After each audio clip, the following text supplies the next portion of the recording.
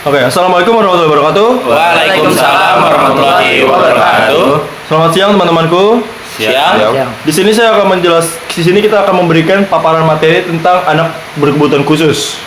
Perkenalkan, nama saya Ahmed Fadlan selaku moderator dari perbincangan kali ini, dan partner saya Dimas Gilang Haryanto. Saya Muhammad Raihan Azikro. Saya Christopher Madavika Wijaya. Saya Muhammad Faid Noval. Saya Vicky Bagus Pratama. Oke, sebelumnya kan di sini kita udah belajar nih tentang pengertian dari ABK, anak berkebutuhan khusus. Nah, selanjutnya saya akan menanyakan beberapa perihal tentang pengertian dari hambatan-hambatan tersebut. Untuk pertanyaan pertama itu adalah pengertian dasar dari pendidikan ABK dan hambatannya apa sih Pak dalam bidang tunanetra? Di dalam tunanetra itu seseorang siswa memiliki ketergantungan dalam atau kekurangan dalam penglihatan. Itu ada dua macam. Yang pertama itu penglihatan ketergangguan yang total atau tidak bisa melihat sama sekali. Terus yang kedua itu kurang melihat, seperti itu.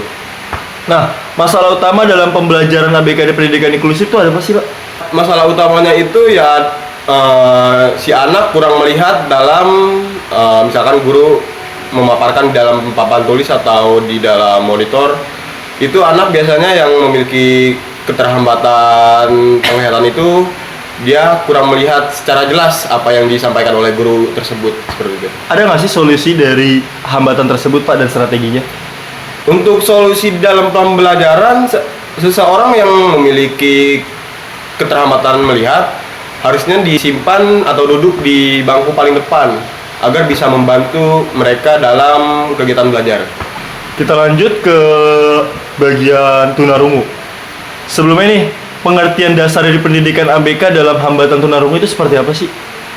Tunarungu itu anak itu mengalami pendengaran yang kurang, baik itu kayak mau itu seluruhnya ataupun sebagian dalam pendengaran dia. Jadi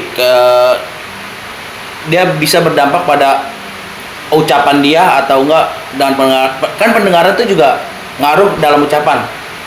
Jadi ucapan itu tidak akan bisa dia cerna dengan baik. Ada nggak sih hambatan utama dalam pembelajaran pendidikan inklusif? Hambatannya itu guru tuh dan teman sering tidak memahami bahasa isyarat dan kayak kurangnya kompetensi guru untuk memberi pelajaran kepada anak tersebut.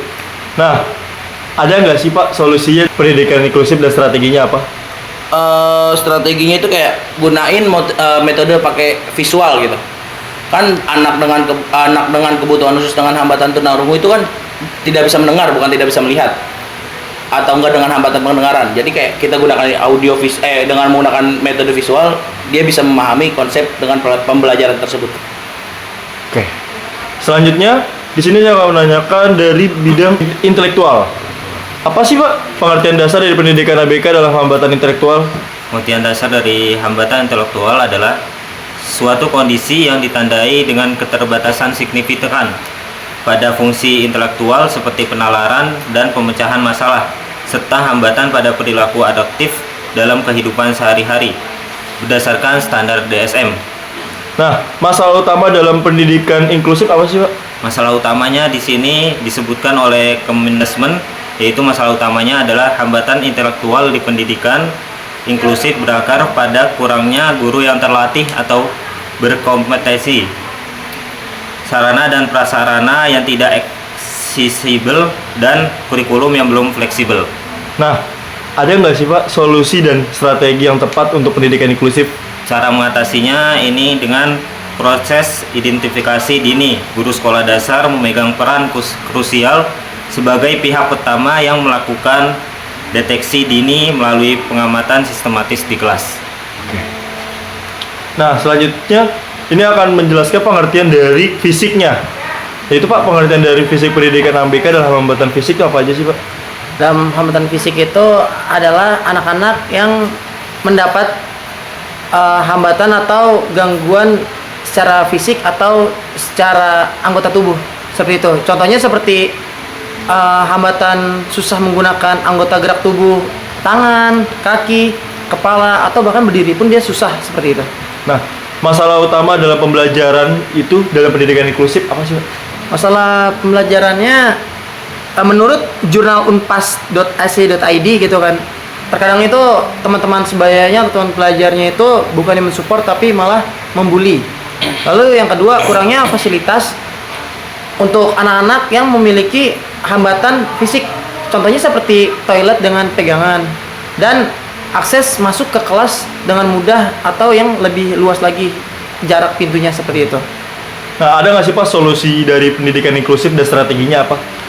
Ada. Solusinya menurut pedia.org.id. Yang pertama itu sekolah harus memberikan kepelatihan kepada guru agar mereka mengerti bagaimana cara men-treat atau mengajari anak-anak ABK dengan hambatan tertentu atau hambatan fisik seperti itu. Lalu yang kedua, sekolah harus memfasilitasi anak-anak yang berkebutuhan khusus, terutama kebutuhan fisik. Contohnya kembali lagi seperti yang tadi saya bilang, toilet yang nggak ada pegangannya seharusnya ada, atau toilet khusus anak-anak yang punya kekurangan fisik lainnya.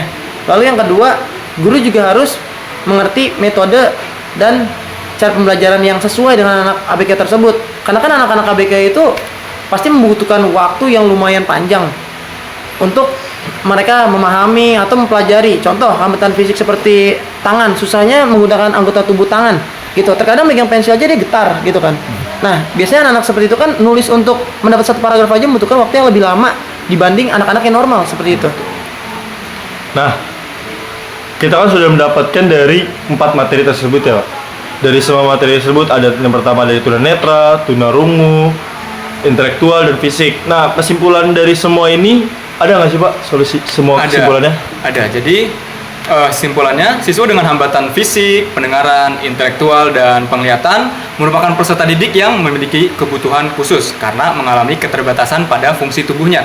Hambatan fisik itu berkaitan dengan gerakan, dan kalau hambatan pendengaran berkaitan dengan gangguan dalam menerima suara. Hambatan berpikir yang berada di bawah rata-rata, sedangkan hambatan penglihatan berkaitan dengan keterbatasan dalam melihat. Meskipun memiliki bentuk hambatan yang berbeda, keempatnya sama-sama membutuhkan layanan pendidikan yang sesuai agar proses belajar dapat berlangsung secara optimal dan setiap siswa tetap memiliki kesempatan untuk mengembangkan potensi dirinya secara maksimal. Oke. Cukup sekian dari kita semua, kurang lebihnya mohon maaf. Wassalamualaikum warahmatullahi wabarakatuh. Waalaikumsalam warahmatullahi wabarakatuh.